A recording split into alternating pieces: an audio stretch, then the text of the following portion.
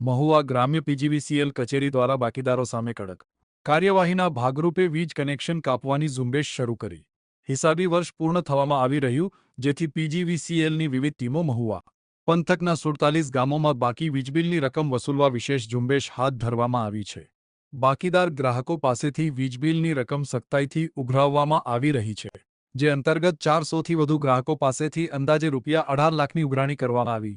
ઉપરાંત મહુવા તાલુકા તથા આસપાસના ગામોમાં ડિવિઝન કચેરી ખાતે 1000થી વધુ ગ્રાહકો પાસેથી ₹42 લાખથી વધુની વીજબિલ રકમ વસૂલવામાં આવી છે.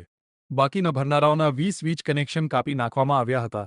એટલું જ નહીં, પીજીવીસીએલના અધિકારીઓ દ્વારા જો નિયમિત વીજ બિલ ભરવામાં નહીં આવે તો વીજ કનેક્શન કાપી નાખવામાં આવશે તેવું પણ જણાવ્યું હતું.